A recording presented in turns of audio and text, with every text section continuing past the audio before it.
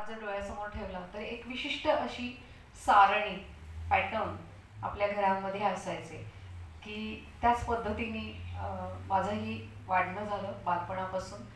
सुदैवाने असं होतं की शिक्षणामध्ये चांगली गती आहे म्हटल्यावरती मुलगी असूनही सगळ्या संधी उपलब्ध झाल्या. पण घरामध्ये मुलगा आणि मुलगी हा मतभेद खूप माझी मोठं कुटुंब असल्यामुळे तो सहज व्हायचा. म्हणजे मुलांच्या जागी बसायचं पण नाही.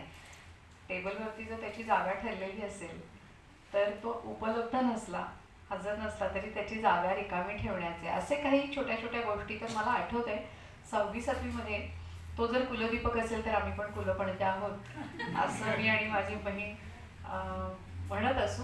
आणि तेव्हापासून हे बारीक सारीक मूल्याधिष्ठित मतभेद किंवा भेदभाव जो केला जातो तो लक्षात यायला लागला. आणि मग तो जसा घरात आपल्या वाट्याला येतो तसा तो बाहेर कुठे कुठे येतो, आईला कुठे येतो हा पण लक्षात आला.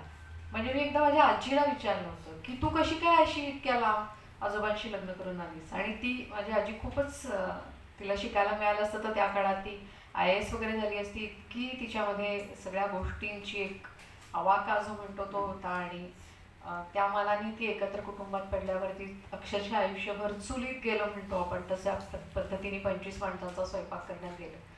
तर असे प्रश्न विचारत आणि अशा विविध बायकांचं जगणं आपल्या जगण्याबरोबर सारखं ताळून बघतच मी मोठी झाले. आता मला हे जाणवतं की हे आलं कुठून. अशा प्रकारचा विचार आला कुठून, कारण आजूबाजूला कुठेच नव्हतं. म्हणजे